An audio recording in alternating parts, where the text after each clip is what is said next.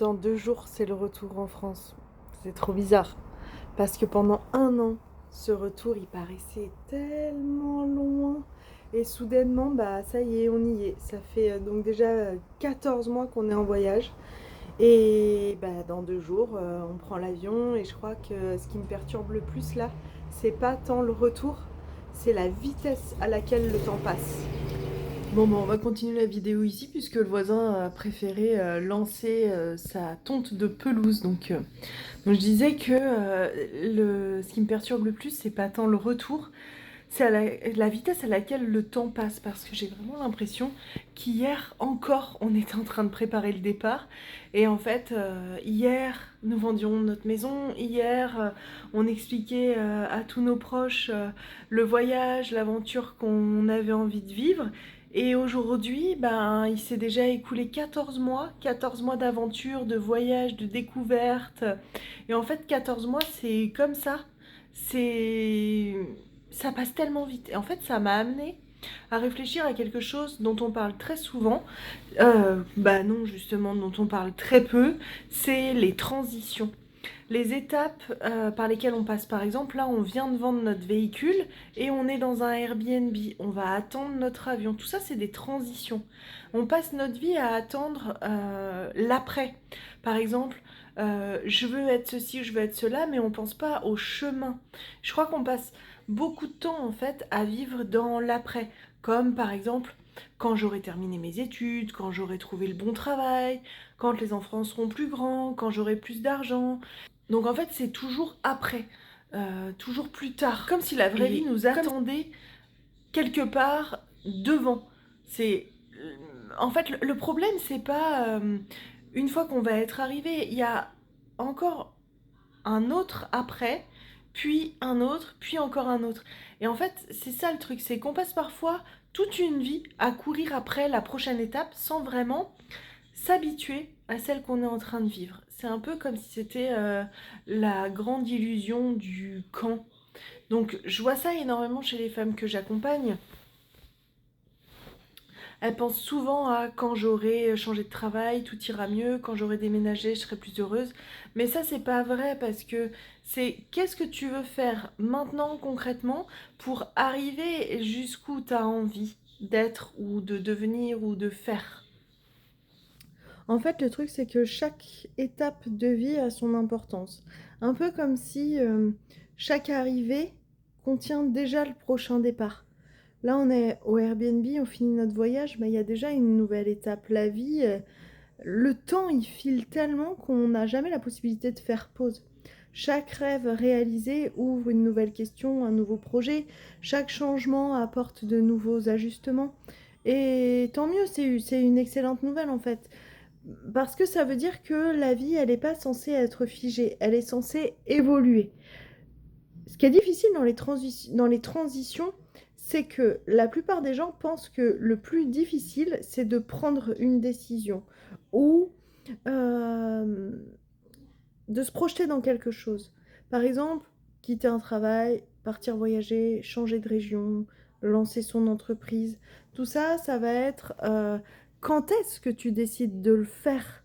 C'est pas est-ce que c'est difficile ou pas, c'est comment tu vas mettre en place ce changement-là dans ta vie. Et en fait, je crois pas que ce soit la décision qui soit difficile à prendre.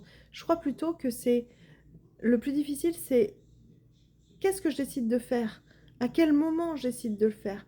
C'est l'endroit où tu n'es plus vraiment celle que tu as été et tu n'es pas encore celle que tu as envie de devenir. C'est comme si tu créais un espace-temps où tes repères ils vont disparaître.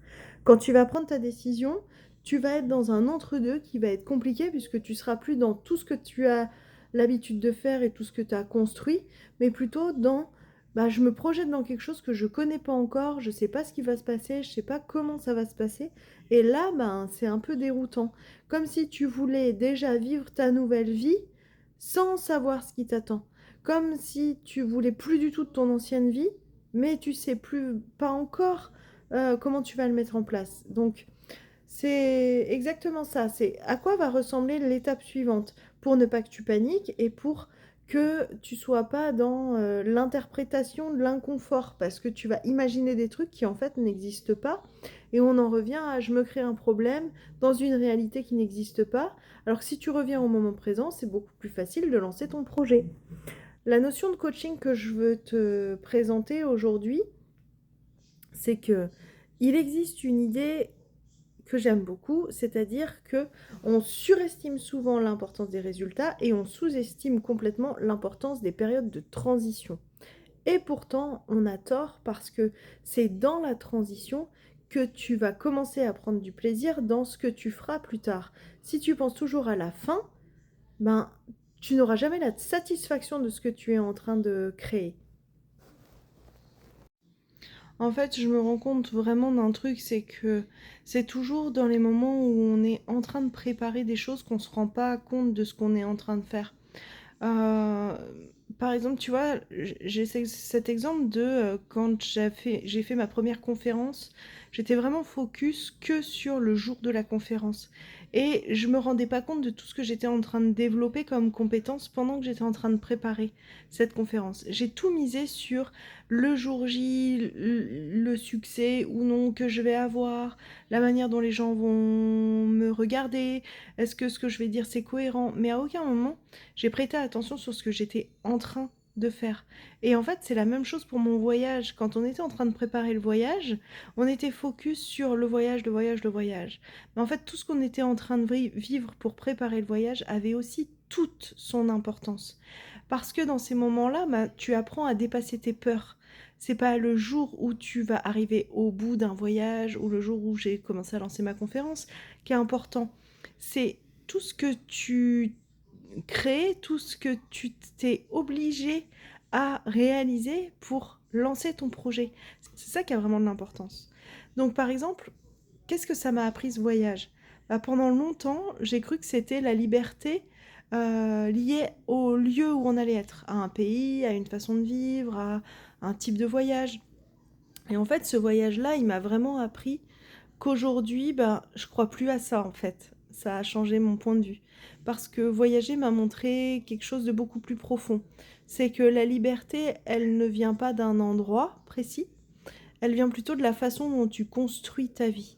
Elle vient du fait d'avoir créé une activité qui me permet de travailler autrement, d'où je veux, quand je veux, de pouvoir faire une vidéo comme celle-ci allongée sur mon lit.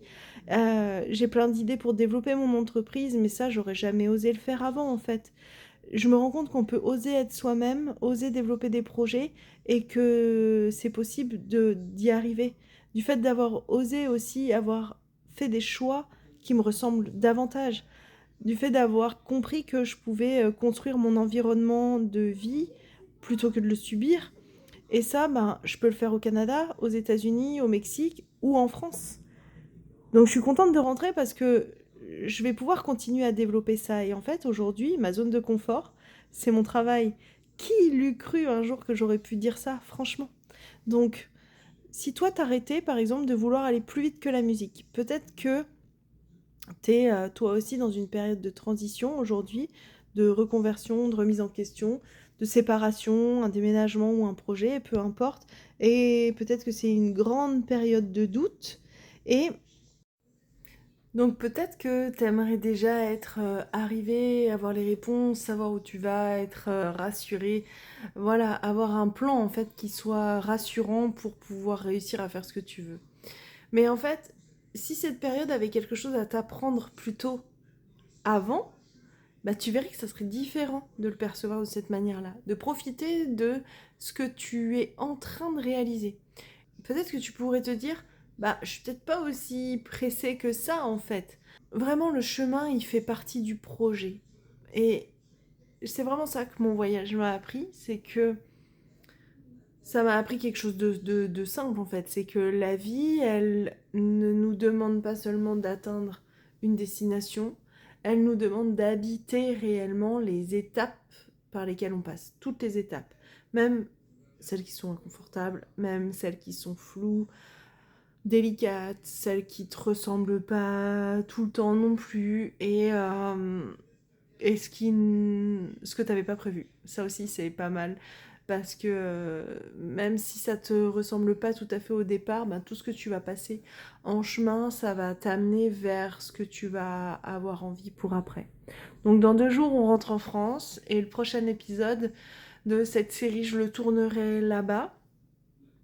Ce sera le dernier de cette série. Je vais prendre une pause après sur YouTube pour revenir avec un nouveau concept. J'en avais déjà parlé.